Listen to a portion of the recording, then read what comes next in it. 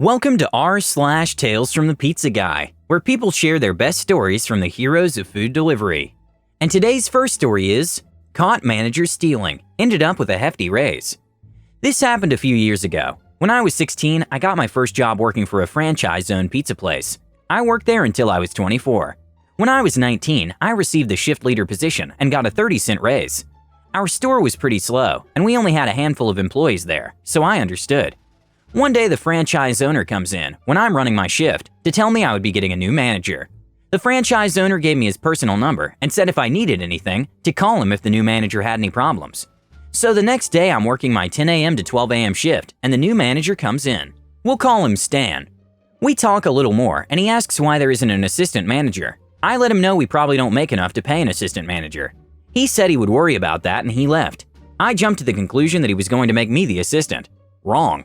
I closed that night and had to come in at 4 p.m. the next day. When I did, Stan was there with a girl I've never seen before, wearing one of our uniforms. He said it was his roommate, Wendy. She had never worked for a pizza place before, but she just lost her job. He hired her as the assistant manager and completely changed my schedule and severely cut my hours.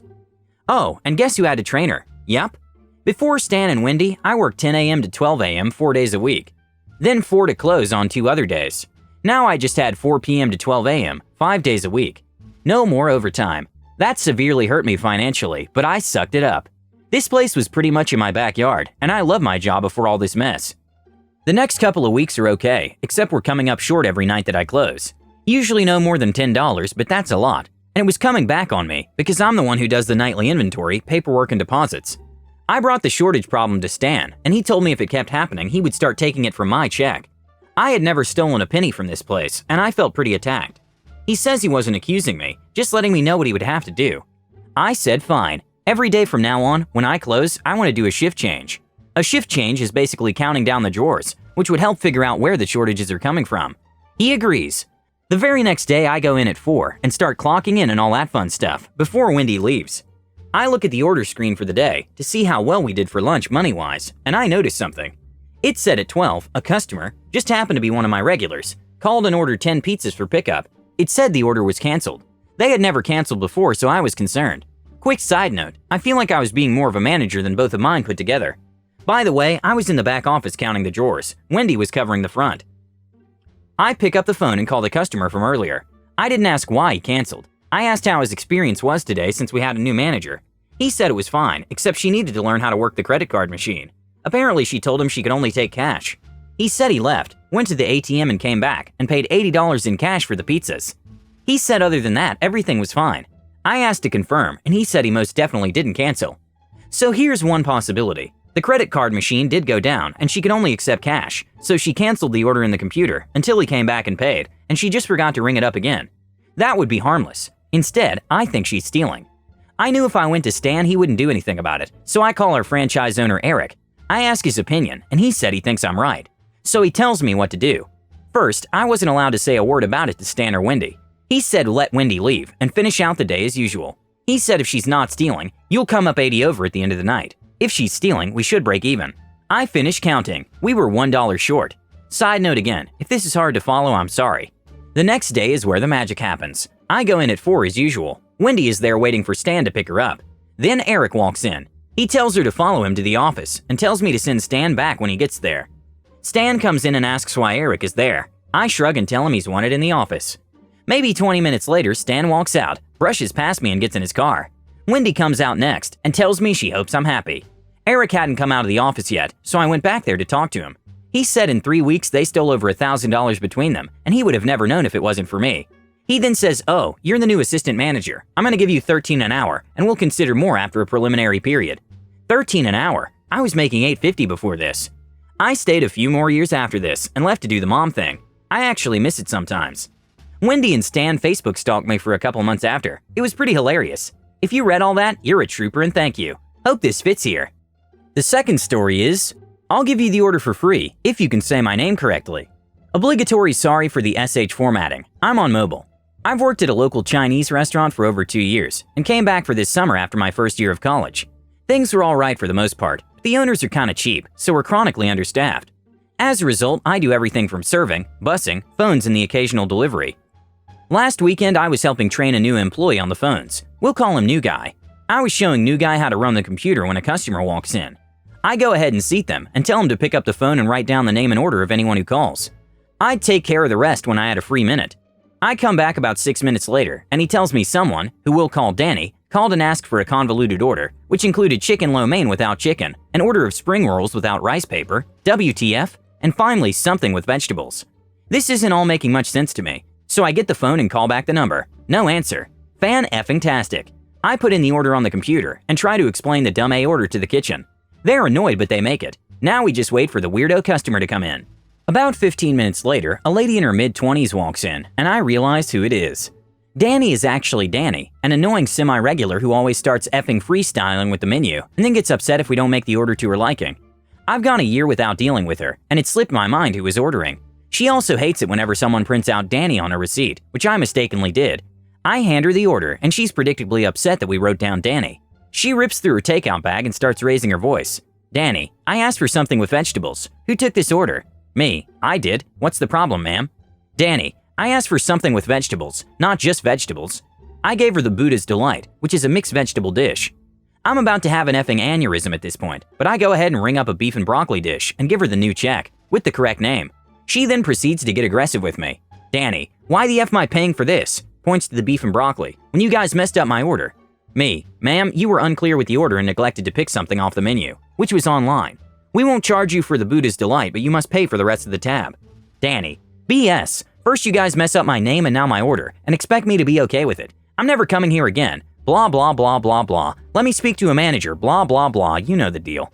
At this point, I've had enough, and wasn't about to start calling my manager from the other business he was at. So I make her a little deal. If she can say my full name correctly the first time, then she can take the order for free and I'll pay for it. If not, she can either pay the bill or leave the food. And she'd have to stop cursing us out for misspelling her name if she didn't clarify what it was. We shake on it. Unbeknownst to her, while I typically go by a standard American name, like John, Isaac, or Adam, I was born in West Africa and have a very long and complicated African name. Think about something like this. I've had substitute teachers not even attempt to pronounce it. I whip out my driver's license and hand it to her. She looks at it for a second, furrows her eyebrows, and brings out her wallet. I had the biggest SH-eating grin on my face. Credit to her for being a good sport about it, though. She even tipped, too. I doubt it's the last time I'll be seeing her.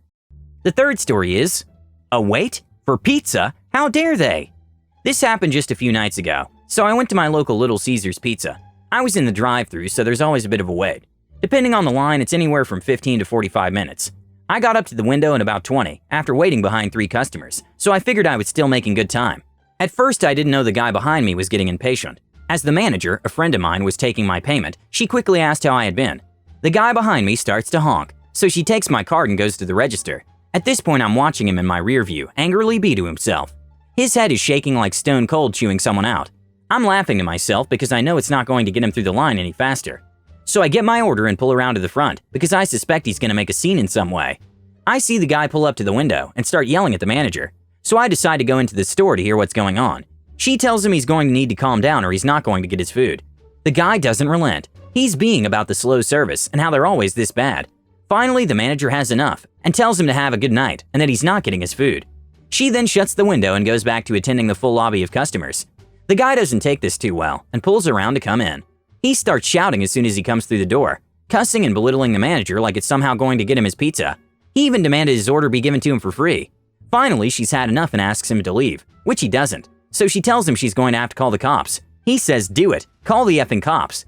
So the second she picks up the phone and starts dialing, he runs out the store, jumps in his truck, and takes off. I decide to hang around and make sure everything is cool. The police finally show up and takes her statement. They say unfortunately there's no way they can do anything about it because they don't have any information on the irate customer. As they're leaving, the phone in the store rings. The manager answers, and it's the same entitled customer. He starts cussing her out over the phone, saying he already called corporate. The manager had already been texting her boss, so she wasn't worried as the boss was on her side. What the idiot on the phone didn't know was that the Little Caesars had caller ID. So armed with this moron's name and number, the manager ran out to the cops who were getting in their car to leave.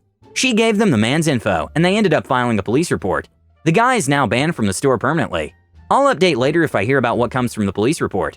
Later that night, I get back home and decide to check the local Facebook group for where I live to see if anything was posted about the event. Sure enough, there is. A simple post asking everyone why the local Little Caesars sucks so much. I look to see who posted it, and the name looks very familiar. Same last name as the caller ID. Apparently, the guy went home and beat to his wife enough that she made a post about it online. Judging by the comments, we have a lot of entitled customers in my area, so I responded twice. The first time I told the lady that maybe if her childish husband hadn't lost his SH in line, he wouldn't have had an issue. No responses from the OP, but I did get a few from the other commenters, laughing about the guy's actions. My second comment a day later was simply entitled customers. I knew I'd probably peeve off a few people commenting, because they were mostly negative. One guy in particular beat in a multi-comment rant about how the employees were rude, were inaccurate with their wait times, and ended up with him vowing to never go there again. So I simply laughed at his comments. He didn't take this well and got extremely triggered. He started calling me names in the comments. He said, "I guess you're just an effing idiot," amongst other grade school insults. So I explained why I laughed. The business deals in high volume. Sometimes they just don't have enough food made whenever a customer gets to the window. I'm sure they're constantly working on it. I ended with, "I just said entitled customers," and one commented that SH is funny to me. He tried arguing his points again, this time in a much friendlier tone, but I was done listening. And the last story is, I was given a kitten as a tip. I can't believe this story really happened, so if you don't either, then I understand. Today I delivered to a Motel 6. In general, 4 out of 5 people at Motel 6 don't tip, so I wasn't expecting much. The guy answers the door and I hand him his pizza. As he's signing the credit card slip, I notice his pet cat. I love animals, so I always get really extra and say, "OMG, your cat is so adorable." He opens the door a little wider and points to the corner, where there was a full litter of about 10 to 15 kittens. He says, "Do you want one?" At this point, I'm kinda shocked. I ask if he's being serious, and he says yes, and tells me to go grab one. I picked one up, and he says, "That can be your tip," and hands me back the slip, which did indeed have a nice little 0. So now I'm the owner of a 4-week-old little kitten named Tipsy. Thank you for watching. Have a good day.